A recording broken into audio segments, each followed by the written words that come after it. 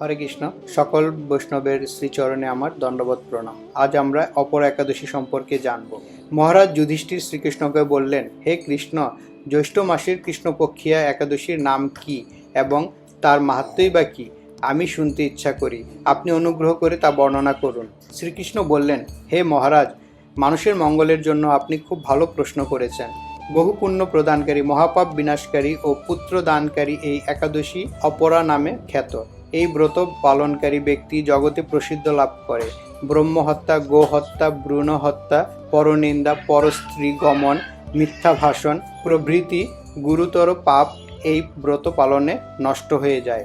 যারা মিথ্যা সাক্ষ্য দান করে, ওজন বিষয়ে ছলনা করে, শাস্ত্রের মিথ্যা ব্যাখ্যা প্রদান করে, জ্যোতিষের মিথ্যা গণনা ও মিথ্যা চিকিৎসায় রত থাকে, তারা সকলেই নরক যাতনা ভোগ করে।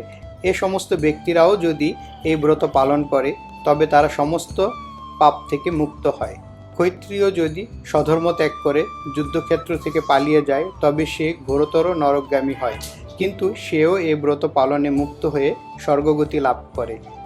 মকর রাশিতে সূর্য অবস্থানকালে মাঘ মাসে প্রয়াগ স্নানে যে ফল লাভ হয়, শিবরাত্রিতে কাশী ধামে উপবাস করলে যে পুণ্য হয়, গয়া ধামে বিষ্ণু পাদপদ্মে পিণ্ডদানে যে ফল পাওয়া যায়, কুম্ভে কেদারনাথ দর্শনে, বদ্রিকাশ্রম যাত্রায় ও বদ্রীনারায়ণ সেবায়, সূর্যগ্রহণে, কুরুক্ষেত্রে স্নানে, হাতি ঘোড়া স্বর্ণদানে এবং দক্ষিণাসহ যজ্ঞ সম্পাদনে যে ফল লাভ হয়, এই ব্রত পালন করলে অনায়াসে সেই সকল ফল লাভ হয়ে থাকে।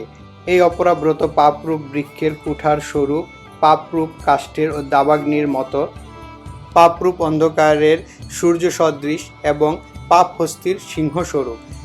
এই ব্রত পালন না করে যে ব্যক্তি জীবন ধারণ করে, জলে বুদবুদের মতো তাদের জন্ম মৃত্যুই কেবল সার হয়।